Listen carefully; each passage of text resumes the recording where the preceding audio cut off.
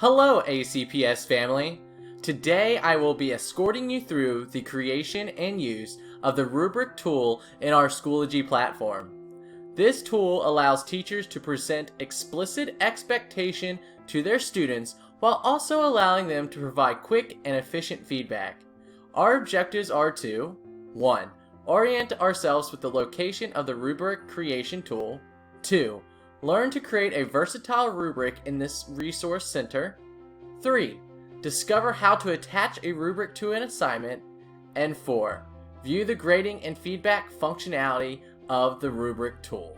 Finding the location of our Rubric tool is done in several ways, having both their benefits and their downfalls.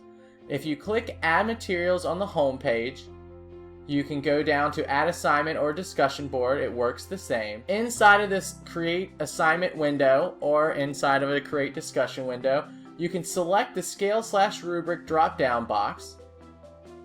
And inside of this box, you're provided with a list of rubrics that have been created in your Resource Center, or you can create a new one inside of this window. Creating a new one in this window only allows it to stick with this particular assignment. So if you want to use it for another item, you would have to copy and paste the various boxes. This is why, for best practice, it is better to make a rubric inside of the resource area. Click on the resource tab at the top of the screen, and once here, you may select Add Resource and go down to Add Rubric. Our second objective is to learn how to create a versatile rubric in the Resource Center. Inside of this rubric menu, you can give your rubric a title,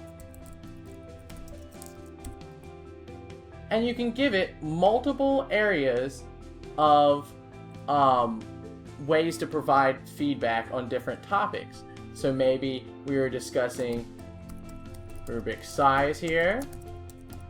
Maybe we are adding a completion column. And then you have the ability to add descriptions, change point value to match the way you grade in your classroom. You're able to add learning objectives, such as the standards for your course. And at the bottom, it gives you the total points that this rubric would be worth. You can edit rubrics at any point in time to adjust to the needs of the assignment. Once you're done, you can click Create, and it adds it to your resources where you will later be able to attach it to an assignment. Our third objective is to discover how to attach a rubric to an assignment. We're going to click Inline because I want the assignment to show up between these two folders. Click the line. I'm going to add an assignment. This also works for the discussion board feature. And I'm going to label this Schoology work. You would be able to give a description, and you can attach a Google Drive assignment there if it applies. Now I want to add that rubric I just created, and I'm going to select one of my previous ones. And then you can add your category, your time period, your due dates, and your learning objectives are down here, as well as the rubric titles themselves. Once that you create, the assignment will show up in line where you selected the creation of it. Schoology work. Our fourth objective is to view the grading and feedback functionality of the Rubric tool. There are several ways to use this tool as a grading mechanism.